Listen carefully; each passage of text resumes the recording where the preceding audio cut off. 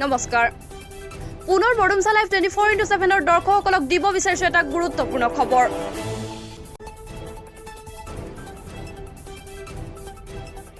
মাৰ্ঘেৰিটা সমষ্টিৰ অন্তৰ্গত পেঙেৰি আৰক্ষী থানাৰ ভাৰপ্ৰাপ্ত আৰক্ষী বিষয়া বকুল ইংটিৰ নেতৃত্বত কালি সন্ধিয়াৰ সময়ত ডিগবৈ পেঙেৰি সংযোগী পথত এটা সজাতি দলে তালাচী চলাই থকাৰ অৱস্থাতে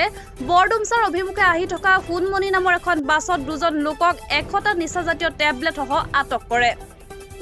জানিব পৰা মতে লোক দুজন হল 1 নং মহংগাৰ নিবাসী মৃত ভুৱন গগৈৰ 37 বছৰীয়া পুত্ৰ পদ্মেশ্বৰ গগৈ তৰাণী গাঁৱৰ নিবাসী লংকেশ্বৰ বৰণৰ 35 বছৰীয়া পুত্ৰ প্ৰতাপ মৰাণ বৰ্তমান এই দুজনকে এটা গোচৰত পঞ্জীয়ন কৰি জেল হাজতলৈ প্ৰেৰণ কৰিছে আমি যোৱাকালি প্ৰায় সন্ধিয়া সময়ত মোৰ লগতে মোৰ ষ্টাফৰ সৈতে ডিগবৈ পেঙেৰি ৰোডত আমি নাকা চেকিং কৰি থকা অৱস্থাত যিখন তিনিচুকীয়াৰ পৰা সোণমণি নামৰ বাছ সেইখনত আমি চাৰ্চ কৰিছিলোঁ চাৰ্চ কৰা অৱস্থাত আমি সেই বাছখনৰ পৰা প্ৰায় 10টা ষ্ট্ৰিপ পাৰ ষ্ট্ৰিপত 10টাকৈ টেবলেট আছিলে টোটেল 100টা টেবলেট যিটো নাৰ্কটিক ড্ৰাগছ সেই টেবলেট আমি ৰিকভাৰ কৰিছোঁ আৰু লগতে আমি দুজন মানুহ কৰায়ত্ব কৰিছোঁ এই সংক্ৰান্তে তেওঁলোকৰ নাম হৈছে পদ্মেশ্বৰ গগৈ তেওঁৰ ঘৰ হৈছে 1 নং মহং বৰডুমছা PS আণ্ডাৰত আৰু এজন হৈছে প্ৰতাপ মৰাণ তেওঁৰ গাঁও হৈছে তৰাণী আমাৰ পেঙেৰি থানাৰ অন্তৰ্গত দুইজনকে আমি উক্ত সংক্ৰান্তে আমি তেওঁলোকক কৰায়ত্ব কৰিছোঁ আৰু পৰৱৰ্তী সময়ত আমি এটা কেছ ৰুজু কৰিছোঁ ৰুজু কৰাৰ পিছত তেওঁলোকক মহামান্য আদালতলৈ তেওঁলোকক প্ৰেৰণ কৰিম